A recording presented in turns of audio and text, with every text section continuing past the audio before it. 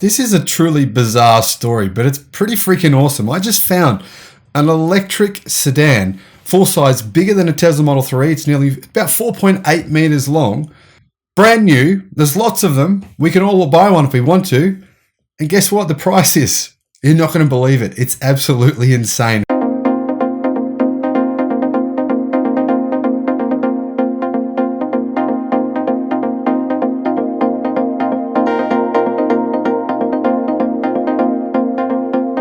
Hello my friends and welcome to the channel. I'm the Electric Viking. What a night it's been. I've been up all night researching this crazy thing I found, right? You can buy electric cars from China right now. They're for sale on Alibaba. They're for sale on different websites.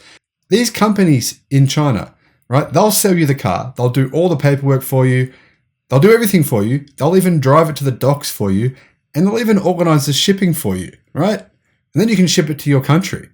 The crazy thing is $7,900 US. Now, if you had to do a few little changes to modify this car to fit in your country, I mean, many countries, you're not going to have to do that. But if you did, it would still be an absolute bargain. This thing has a range of 270 kilometers, right? It's a big EV. And you know what? I want one. So what actually is it? Well, it's called the Hawtai. I don't know how to pronounce that. Sorry, guys. Auto IEV 230. This is the model we're looking at right now. $7,900 US. Now, when they came out brand new back in 2017, or at least that's when the model was launched in the Chinese car show, I believe they were manufactured in 2018, they were $18,000 US. Well, now they're down to $7,900 US. Brand new. Crazy. How is this even possible? I don't know. But anyway, I was wondering, who is this car company? I've never actually heard of them. Turns out they're actually a fairly big company. They export cars to North Korea, Iraq, Libya, Jordan, Russia, Egypt, and Angola. And also they sell cars to the Chinese government as well. Now, Hawtai or I don't know how you say this word, but anyway, is a Chinese automotive manufacturing company headquartered in Beijing. They've got production facilities all over China and in Mongolia as well. And they sell cars and SUVs. To 2010, they had a joint venture where they manufactured Hyundai vehicles, which they put their own brand on, which was a Hyundai. Well, it was the car they were making for Hyundai. The only difference is they put their own engine in that car. The reason being they thought their engine was better because they bought this technology from some other car company they thought was going to be better than the Hyundai version. Now, in 2010, they were selling approximately 350 to 400,000 cars per year.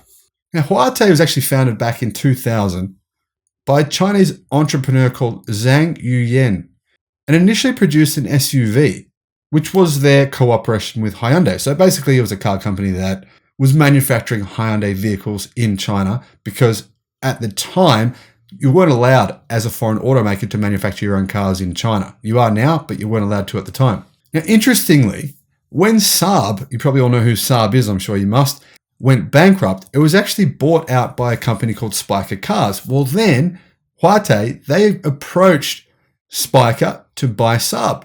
Now, they came to an agreement where they would actually acquire Saab, but then something happened and the deal fell through.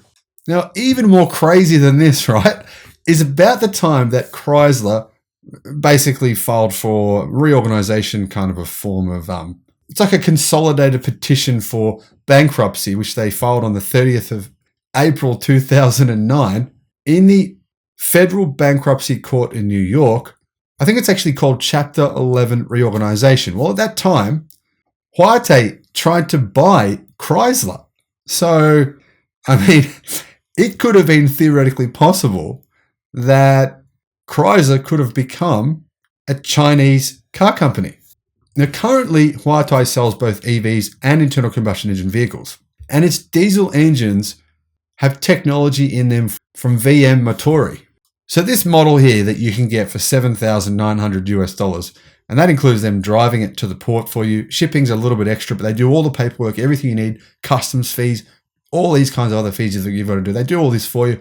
You just have to pay the actual shipping costs, and that's it, right? It's been launched initially for a base model price of $18,000 US. The top spec model was around $20,000 US, And from what I can see, this actually looks like the top spec model. Now, looking at that interior, yeah, it does look a bit dated. But if I'm honest, it's not all that different to a lot of Japanese cars on the market right now. Like Mitsubishi interiors, from say 2 years ago, look pretty similar to this. So yeah, sure, the interior plastics are pretty cheap, but realistically, for $7,800 I mean, it seems pretty good. It's even got a digital screen in front of the driver. Now, looking at the interior, there is one little problem I see with this car. All the infotainment system, everything's in Chinese. So, I'm sure you could just not use that, put your own system in there. You could probably do that for about $1,000. But anyway, that would be, a bit of a detraction, unless it uses Apple CarPlay or Android Auto. I couldn't actually establish whether or not it does. Now, it's powered by an electric motor with 109 horsepower and 220 newton meters of torque. So that horsepower figure is pretty low. Torque, that's not too bad. Battery size, what is it? It's 39.2 kilowatt hour. Top speed is 130 kilometers an hour. Range apparently is 230 kilometers if you're driving it at higher speed. If you're driving it on the combined cycle, 270 kilometers. So maybe you get 200 kilometers of range out of it. Still seems pretty damn good for the price, right? Now, apparently you even get a free fast charger for the car, which will enable you to charge this car on 220 volt in only 4 hours. If that's true, then I'm a monkey's uncle. I mean, I doubt that's true, but it could be. You never know. So what are the actual dimensions? Well, the size is 4,777 millimeters. So let's just go with 4.8 meters. Length, width, 1,794 millimeters. So just 1.8 meters there as well. And the height is 1,481 millimeters. So about 1.5 meters high. Makes it a bit bigger than a Tesla Model 3. Now, there's actually a version of this car with a much bigger battery with a 55 kilowatt hour lithium-ion battery. So that one's going to get even more range. And you know what? I might be able to find that one for sale too for you if you're interested. So right now, you can buy between one and however many of these as you want on Alibaba, right? One is $7,800. Now, the company's saying they'll negotiate a cheaper price if you want to buy more than 10. Or, I mean, if you want to buy 2, they might even negotiate a cheaper price. But it says on the website here, you can negotiate a cheaper price. I don't know how much cheaper, but, this would be interesting, wouldn't it? What an interesting exercise this would be to buy a bunch of these, try and import them to your country.